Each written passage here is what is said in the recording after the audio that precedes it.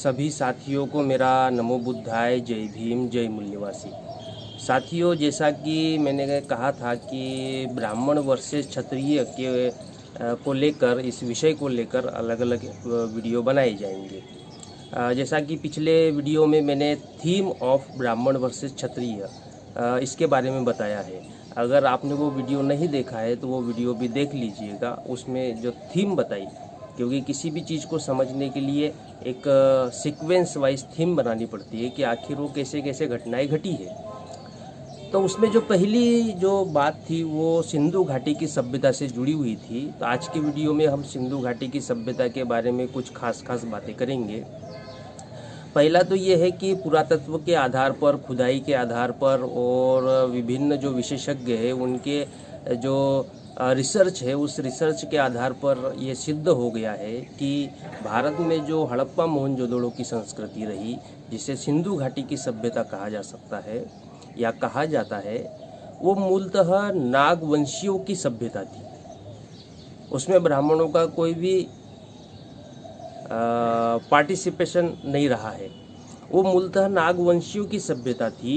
भारत के नागवंशी लोगों ने ही हड़प्पा मोहनजोदड़ो के शहरों को बसाया था और उतने बड़े बड़े नगर भारत के नागवंशी लोगों ने निर्माण किए थे। तो वो जो सिंधु घाटी की सभ्यता थी उसकी कुछ विशेष खासियत है, उस खासियत के बारे में बताना चाहूँगा। पहला तो जो नगर व्यवस्था वगैरह जो है, इसके ऊपर एक अलग से वीडियो बनाएंगे, क्योंकि उसमें बहुत सारी चीज़ें हैं और उसके पीछे के कारण कि आखिर ऐसे नगर क्यों बसाए गए, उसका डिज़ाइन कैसा होता था और नाली की व्यवस्था, मकानों की व्यवस्था, उसमें अन्य बातें हैं।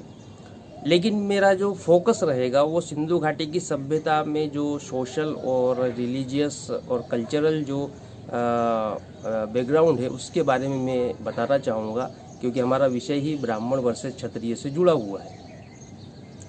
तो सिंधु घाटी की जो सभ्यता थी वो नागवंशियों ने जो प्रस्थापित की, उसका जो सामाजिक जो स्ट्रक्चर था, तो सामाजिक स्ट्रक्चर में वहाँ पर ना वर्ण को कोई जानता था और ना जाति को जानता था, बल्कि वे भाईचारे के साथ, समता के साथ, न्याय और स्वतंत्रता के साथ वहाँ पर खुशहाली के साथ रहते थे। तो ये सामाजिक व्यवस्था क्यों थी? क्योंकि जो शासक थे वो भी नागवंशी थे, प्रजा थी वो भी नागवंशी थी और नागवंशी ही शासक थे, प्रजा भी नागवंशी थी। तो नागवंशियों का आपस में संगठित रहना, उनकी डेवलपमेंट के बारे में सोचना या उनका विकास के बारे में सोचना, तो ये सारा मिलजुल के किया जाता था। उसमें जाति नाम का कोई कॉन्सेप्ट था ही नहीं, ना ही वर्ण नाम का कोई कॉन्सेप्ट था, बल्कि मनुष्य को मनुष्य ही माना जाता था या नागवंशी की पहचान थी। इसके अलावा तो कुछ नहीं था। तो सामाजिक रूप से अगर हम सिंधु घाटी सभ्यता को देखें तो वहाँ पर समता, स्वतंत्रता, भाईचारा और न्याय को महत्व दिया गया, इंसान को महत्व दिया गया था। ये सामाजिक स्ट्रक्चर था सिंधु घाटी सभ्यता का। शासन का जो स्ट्रक्चर अगर आप देखेंगे तो वहाँ पर शासन करने के लिए जो कमेटी बनाई जाती थी, उसका राजा होता था, उसके मंत्री होते थे, सलाहकार होते थे और वो सारे मिलकर फिर उस इतने बड़े शहर का संचालन करते थे। आप खुद भी कल्पना कर सकते हैं कि इतने बड़े बड़े शहर वहाँ जो जिनकी जनसंख्या 5 लाख 10 लाख की होती थी, उसका संचालन करने के लिए तो अच्छे खासे इंटेलिजेंट लोगों की आवश्यकता पड़ती होगी, तब जाके तो इतने बड़े शहर का संचालन कर सकते हैं, इतने 5 लाख 10 लाख लोगों को संभाल सकते। सारा व्यवस्थित रूप से जरूर चल रहा होगा, तभी इतने हजारों सालों तक वो शहर जो है वो टिके रहे।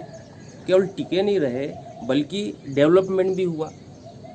सिंधु घाटी सभ्यता की जो शासन व्यवस्था थी, उस शासन व्यवस्था में राजा होता था, उसके मंत्री होते थे, एक धर्मगुरु होते थे और प्रजा होती थी। लेकिन ये जो अंतर है ये केवल अथॉरिटी के लिए या उस शहर का सही तरीके से संचालन हो, इसके लिए किया गया था। ये जो वर्ण व्यवस्था का जो राजा होता है वो अलग है, उससे इसकी तुलना नहीं की जा सकती। तो सिंधु घाटी की सभ्यता में भी राजा होता था। भाई इतने बड़े शहर का संचालन करना है तो आपको किसी ना किसी को अथॉरिटी देनी होगी ना शहर का संचालन करने के लिए। तो वो अथॉरिटी जिसको मिलती है तो वो राजा ही है। मंत्री होते थे उस शहर का संचालन करने के लिए। धर्म गुरु होते थे जो समाज में संस्कारों की और विभिन्न समय समय पर लोगों को गाइडलाइन कर सके कि आखिर हमारे इस शहर को सांस्कृतिक रूप से और सामाजिक रूप से कैसे चलाया जाना चाहिए, उसके लिए धर्म गुरु होते थे। तो सिंधु घाटी में ये जो शासन की व्यवस्था थी ये एक तरीके से आप ये कह सकते हैं कि गणतांत्रिक व्यवस्था थी।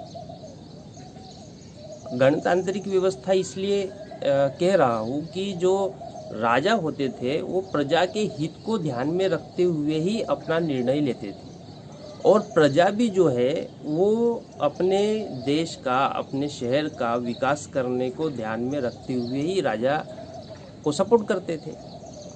तो ये एक दूसरे से जुड़ा हुआ मैटर था, तो इसे गणतांत्रिक व्यवस्था कहा जा सकता है। लेकिन जो बड़े पैमाने पर जो फिर गणों का निर्माण हुआ वो बाद के काल में बुद्ध के समय में हुआ, लेकिन उसे प्राइमरी लेवल पर कहा जा सकता है कि सिंधु घाटी की सभ्यता में गणतांत्रिक व्यवस्था थी। लेकिन जैसी भी व्यवस्था थी, शासन व्यवस्था थी, लेकिन कुल मिला के ये बताने के पीछे मेरा केवल यही मकसद है कि सिंधु घाटी की सभ्यता में शासक भी नागवंशी थे, प्रजा भी नागवंशी थी और जो शासन करते थे या जिनको अथॉरिटी दी गई थी वो प्रजा के कल्याण को ध्यान में रखते हुए ही निर्णय लेते थे। मेरे ये सारी बातें बताने के पीछे का ये मकसद है। अब इसके सबूत क्या है? सबूत ये है कि वहाँ सिंधु घाटी की सभ्यता में जो कुम्हार होता था उस कुम्हार का मकान भी 3 मंजिला होता था। ऐसे भी सबूत आए आर्कियोलॉजिकल डिपार्टमेंट के। तो एक कुम्हार का 3 मंजिला अगर मकान हो तो आप सोच सकते कि उसकी आर्थिक स्थिति कैसी रही होगी। ऐसे और भी विभिन्न कारीगरी के काम करने वाले, खेती करने वाले, इनके आर्थिक रूप से उन्नत थे। वहाँ पर फॉरेन ट्रेड होता था। जो समुद्र में जो नावें उतारी जाती है उससे जो पश्चिमी जो देश है ईरान, तुर्की वगैरह, तो उन देशों में फॉरेन ट्रेड होता था सिंधु घाटी सभ्यता के लोगों का। और जो व्यापारी होते थे तो जो पानी के माध्यम से व्यापार करते थे उन्हें पणी कहा जाता था और जो जमीन के रास्ते से व्यापार करते थे उन्हें वणिक कहा जाता था। तो इतना सारा सेटअप सिंधु घाटी की सभ्यता में था। तो आर्थिक रूप से भी बहुत ज़्यादा उन्नत थे। दूसरा, वहाँ सोना, चांदी, मणि, रत्न और बहुत सारे ऐसी महंगी महंगी धातुएं जो कि हम जिससे आर्थिक इसका पता चलता है। तो वहाँ केवल महिलाएं नहीं बल्कि पुरुष भी सोने, चांदी और मणिक के जेवर पहनते थे। इतना सोना था, तभी तो भारत को सोने की चिड़िया कहा जाता है। तो वहाँ सोने चांदी के पूरे भंडार थे, यूज करते थे सिंधु घाटी सभ्यता के लोग। तो कुल मिला के ये है कि जो सिंधु घाटी सभ्यता है वो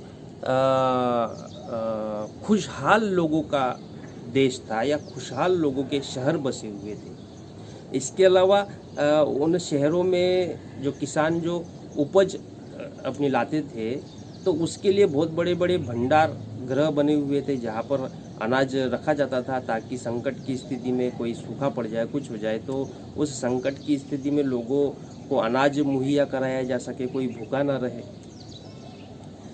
तो ये जो हड़प्पा मोहनजोदड़ो के शहर थे ये सुस्थापित शहर थे और ये नागवंशियों द्वारा बसाए गए शहर थे जो कि नागवंशियों के खुशहाली और उनके विकास में निरंतर वृद्धि कर रहे थे।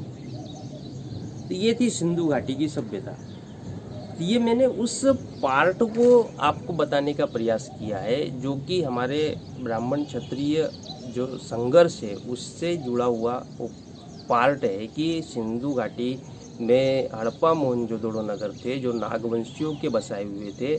सामाजिक रूप से वो समता, स्वतंत्रता, भाईचारा, न्याय को मानने वाले थे और विकसित लोग थे, विकसित सभ्यता थी उस काल और समय के अनुसार। तो अब लगभग 3200 ईस्वी पूर्व ब्राह्मण भारत में आते हैं।